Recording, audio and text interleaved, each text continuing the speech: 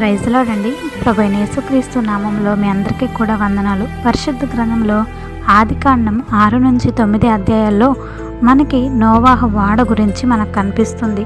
అసలు ఈ నోవాహు అంటే ఎవరు, ఈ వాడ గురించి ఏంటి అనేది ఈరోజు ఈ వీడియోలో మనం తెలుసుకుందాం. దేవుడు భూమిని మానవులను ఎంతో అందంగా సృష్టించారు, కానీ కాలక్రమేణా మనుషులు దేవుని మార్గాన్ని విడిచిపెట్టారు.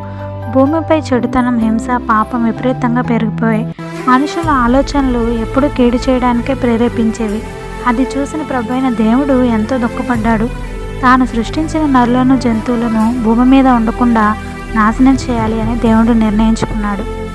ఆ కాలంలో జీవిస్తున్న కోట్లాది మంది ప్రజల్లో ఒక్కడు మాత్రమే దేవుని దృష్టిలో నీతిమంతుడిగా, యథార్థవంతుడిగా జీవించాడు. అతనే నోవాహు. నోవాహు దేవునితో నడిచాడు మరియు ఆయన ఆజ్ఞలను పాటించాడు. నోవాహుకు షేము, హాము, యాపేతు అనే 3 కుమారులు ఉండేవారు. అందరూ పాపంలో మునిగిపోయిన ఆ రోజుల్లో కూడా నోవాహు తన కుటుంబాన్ని దేవుని భయంలో పెంచాడు. అందుకే నోవాహుపై దేవుడు కటాక్షం చూపించారు. ఒకరోజు దేవుడు నోవాహుతో మాట్లాడి భూమిని జలప్రళయంతో నాశనం చేయబోతున్నట్లు చెప్పారు. నోవాహును, అతని కుటుంబాన్ని రక్షించడానికి ఒక పెద్ద ఓడను నిర్మించమని ఆజ్ఞాపించారు. దేవుడు దానికి కావాల్సినమైన ఖచ్చితమైన కొలతలు, గోఫేరు కర్రతో దాన్ని ఎలా చేయాలో వివరించాడు. ఎంతటి పెద్ద జలప్రళయం వచ్చినా అది మునిగిపోకుండా ఉండేలాగా కొలతలతో సహా దాన్ని ఎలా తయారు చేయాలో దేవుడు వివరించారు. ఆ ఓడను 3 అంతస్తులు, ఒక తలుపు, ఒక కిటికీ ఉండాలని చెప్పారు.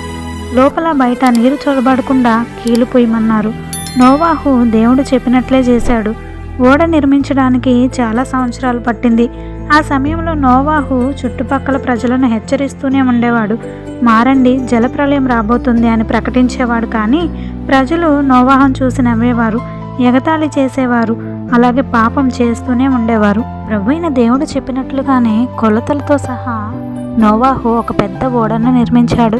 ఓడ నిర్మాణం పూర్తయిన తర్వాత దేవుడు నోవాహుతో, నువ్వు, నీ భార్య, నీ కుమారులు, నీ కోడళ్ళు ఓడలోనికి వెళ్ళండి అని చెప్పారు. అలాగే భూమిపై ఉన్న ప్రతి జంతువు, పక్షి, కీటకాల్లో జీవమున్న ప్రతి జాతి నుండి ఆడ, మగ జంతువులను ఓడలోనికి తీసుకెళ్లమని ఆజ్ఞాపించారు. అన్ని జంతువులు ఓడలోనికి ప్రవేశించిన తర్వాత నోవాహు కుటుంబం కూడా లోపలికి వెళ్ళింది.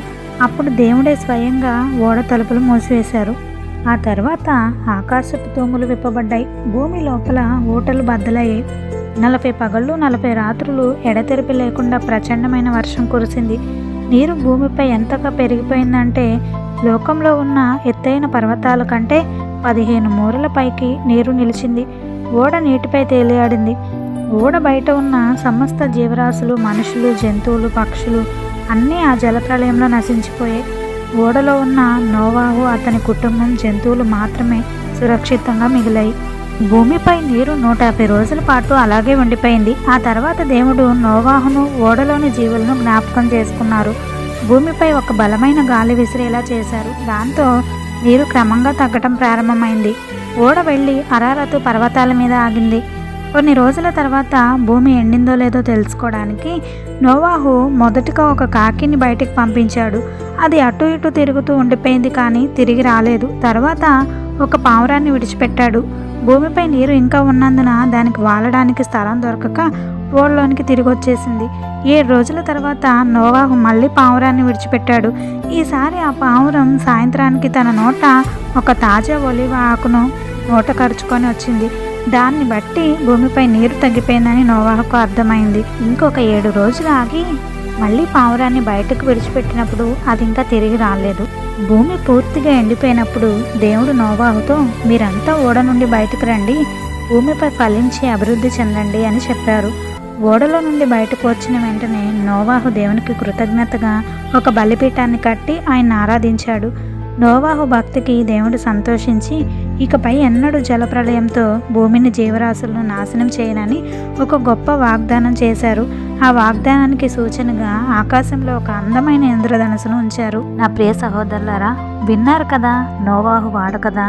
ఇది కేవలం ఒక వరద గురించిన కథ మాత్రమే కాదు, అది మనకు ఎన్నో గొప్ప జీవిత పాఠాలను నేర్పిస్తుంది. ఇందులో మొదటగా మనం చూస్తే విధేయత మరియు విశ్వాసం.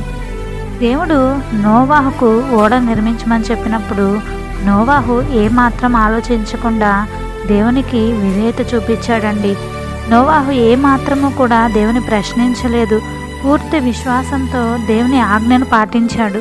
రెండవదిగా మనం చూస్తే సమాజపు విమర్శలను తట్టుకోవడం.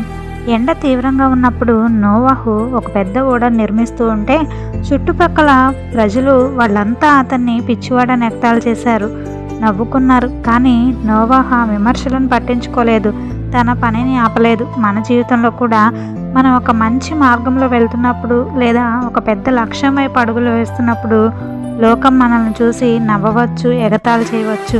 కానీ నోవాహులాగే మనం మన నమ్మకంపై స్థిరంగా నిలబడాలి. మూడవదిగా మనం చూస్తే ముందు చూపుతో సిద్ధపడ్డం. వరద రాకముందే నోవాహు ఓడను సిద్ధం చేసుకున్నాడు. విపత్తు వచ్చిన తర్వాత ఓడ కట్టడం అసాధ్యం. అలాగే మన జీవితంలో కూడా కష్టాలు రాకముందే మనల్ని మనం ఆధ్యాత్మికంగా, మానసికంగా క్రమశిక్షణతో సిద్ధం చేసుకోవాలి. ఆ సిద్ధపాటే రేపు వచ్చే సమస్యలనే తుఫాను నుండి మనల్ని, మన కుటుంబాన్ని రక్షిస్తుంది.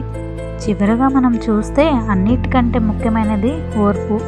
నోవాహు తన పని తను చేసుకుంటూనే ఎంతో ఓపికతో ఎదురు చూశాడు. ఆ తర్వాత మహాజలప్రళయం వచ్చినప్పుడు నోవాహు చూపించిన ఓర్పే అతని కుటుంబాన్ని, సమస్త జీవులను కాపాడింది. వరద ముగిసిన తర్వాత దేవుడు ఆకాశంలో ఇంద్రధనుసును ఉంచి ఎప్పటికీ తోడుంటానని మాట ఇచ్చారు.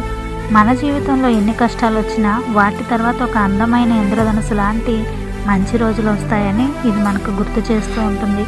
కాబట్టి లోకం ఏమనుకున్నా సరే నీతిగా బతకాలి, దేవునిపై నమ్మకం ఉంచాలి. ఆమేన్. God bless you.